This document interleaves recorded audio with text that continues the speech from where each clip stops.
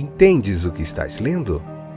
O podcast que te leva através das páginas da Bíblia, livro por livro, capítulo por capítulo.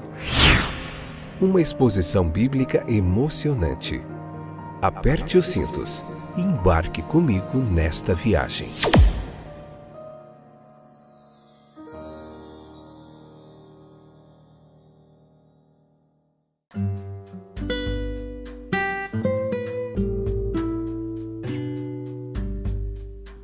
Olá, gente boa de Deus, eu estou de volta, eu sou o Fábio e esse é mais um episódio do podcast Entendes o que estás lendo, joia demais, que bom que a gente está aqui novamente. Hoje Deuteronômio capítulo 17, parte 2, episódio de número 732, nona temporada. Vamos falar um pouquinho hoje sobre como o mosaísmo inspirou muito as nossas leis, da parte jurídica de muitos países ao redor do mundo aí. Vamos falar do processo penal, como que ele ocorria. Deuteronômio capítulo 17, versículo 4 ao 8, lê lá. Depois vem para cá para a gente procurar entender o texto nessa exegese clara e objetiva do texto sagrado. O direito do criminoso a um julgamento era uma primeira parte importante aqui. O direito é afirmado na lei de Moisés tão vigorosamente quanto poderia ser em qualquer lugar. Por mais abominável que fosse o seu crime, o criminoso tinha toda a proteção contra tratamento injusto que a lei pudesse lhe dar. Ele deve ser formalmente acusado, julgado por juízes e legalmente condenado sobre rigorosas condições de prova. A evidência de uma testemunha, por mais aparentemente conclusiva que fosse, não deveria ser aceita como suficiente. Uma segunda deveria confirmá-la. O princípio é claro. É um claro ditame de justiça. Se houvesse uma suspeita, um rumor, uma antipatia pelo indivíduo, ou mesmo certeza moral de sua culpa, não constituiriam base suficiente para que ele fosse condenado. Ele tem o direito de exigir que seu crime seja provado sob formas legais. Uma pessoa realmente culpada, ele poderia, portanto, ocasionalmente escapar, mas é melhor que isso aconteça do que o inocente sofra. Existem muitas lições práticas aqui para a gente. Observe.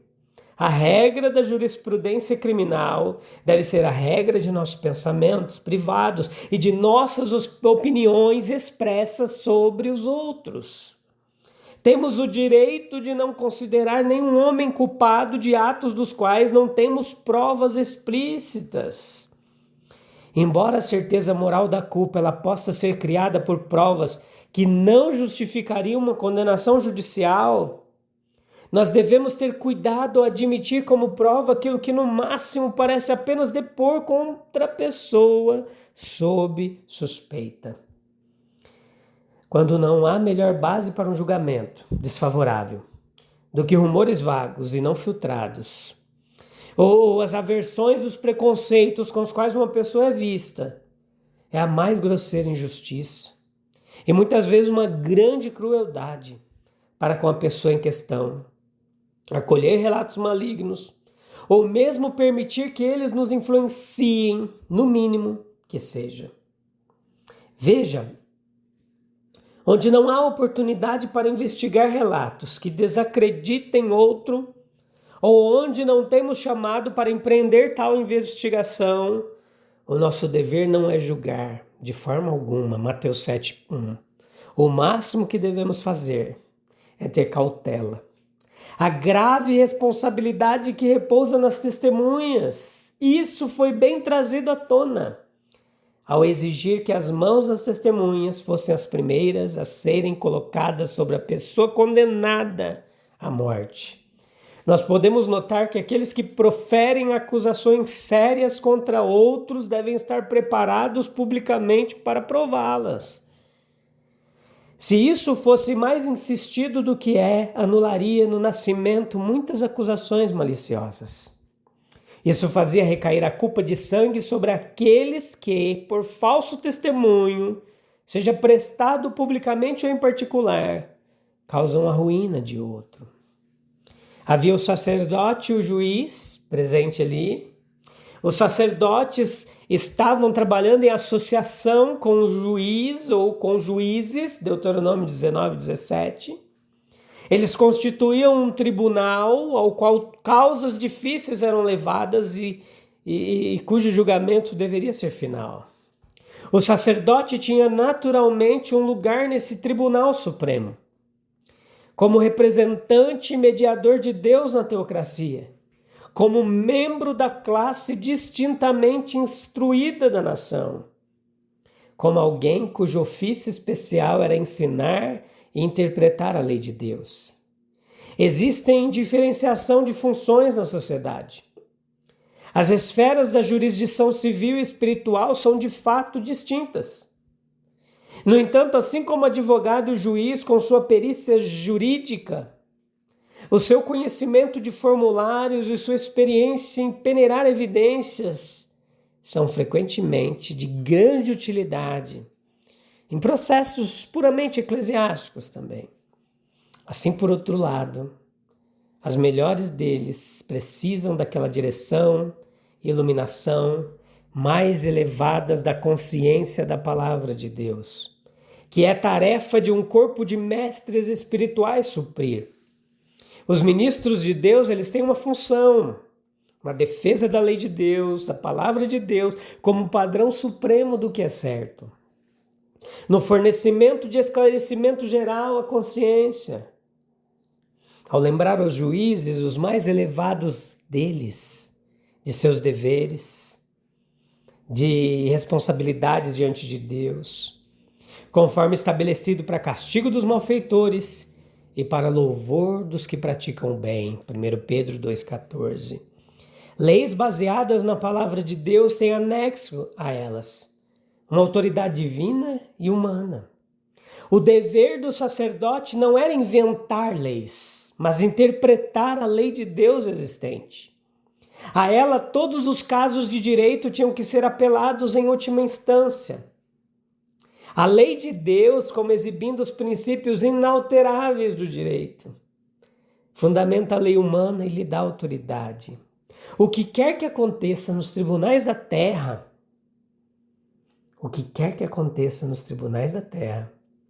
nenhuma decisão permanecerá no tribunal do céu que essa lei seja considerada condenada. Leis, por exemplo, que invadem direitos de consciência, que colocam a vida de um homem à mercê de outro, que são favoráveis a relações ilícitas entre sexos, que menosprezam o divórcio, que afetam desigualmente diferentes classes da comunidade, que sustentam abusos, etc., etc., podem ser submetidas, mas não podem ser justificadas. Onde, ao contrário, uma lei de uma terra está em harmonia essencial com os princípios da retidão, a obediência a ela se torna um dever. Aquele que a despreza, contende com Deus. O poder governante dos sacerdotes na comunidade judaica, o governo entre os israelitas era primeiro por uma espécie de um presbitério eleito, no princípio representativo. Leia lá Gênesis capítulo 50, versículo 7, onde nós encontramos no funeral de Jacó todos os anciãos da terra do Egito. E novamente, quando Moisés veio de Midian para emancipar seus irmãos, ele foi orientado a consultar os anciãos de Israel, que deveriam entrar com ele diante do faraó. Êxodo capítulo 3, versículo 16 e 18. Após o êxodo, os sacerdotes foram nomeados como ministros e com estes foram associados os anciãos, selecionados em número de 70 dentre aqueles que já estavam no cargo e a quem Deus deu seu Espírito. Números 11 e 16. Quando o povo se estabeleceu em Canaã, eles foram orientados a eleger juízes para o julgamento. E em caso de qualquer dificuldade especial, as partes prejudicadas deveriam se dirigir ao local do altar central e ali expor o assunto diante dos sacerdotes e do juiz. Segue-se que os sacerdotes tinham poder de governo coordenado com os anciãos ou juízes, que eles eram governantes e ministros oficiantes além disso. E aqui nós temos que notar que a comunidade era governada por uma teocracia. Deus era considerado sempre presente com seus oficiais e povo. E o mesmo deve ser verdade na igreja ainda. É uma teocracia, um Jesus sempre presente ainda preside mesmo, onde 2 ou 3 se reúnem para os propósitos do governo da igreja, Mateus 18:20, pelo menos deveria ser assim. Os sacerdotes e o juiz devem mostrar às partes a lei divina sobre o assunto. A decisão deve ser expositiva da lei existente, não uma decisão com base na conveniência. E agora isso necessariamente decorre da realeza de Deus. Sua vontade deve ser suprema. Seus oficiais simplesmente devem tentar descobrir a sua vontade. Um parlamento nacional pode fabricar leis, mas os oficiais da igreja tiram suas leis do inspirado livro de Jesus Cristo, da Bíblia Sagrada. Com a exposição da lei divina que o governante na igreja de Deus está realmente preocupado. Os oficiais da igreja, eles exigiam obediência implícita do povo, de sua interpretação da vontade de Deus. Naquela época rude, aquela igreja judaica, chamamos assim, isso era necessário. A obediência implícita, como a que exigimos das crianças.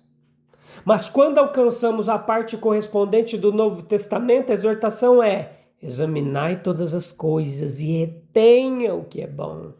1 Tessalonicenses 5:21. O direito de julgamento privado ele é admitido, ele regula a obediência. Assim como quando as crianças crescem até a idade adulta, a obediência implícita exigida dá lugar à persuasão e ao apelo à consciência.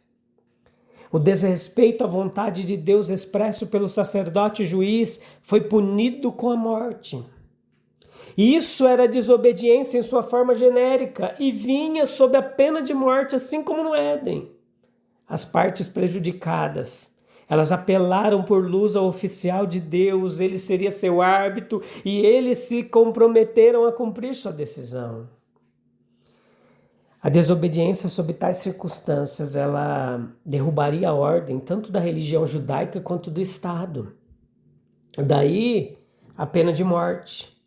O presunçoso desrespeito aos mandamentos divinos não é agora menos hediondo do que era então, embora possa escapar por enquanto de uma penalidade tão terrível. O julgamento de Deus é apenas adiado.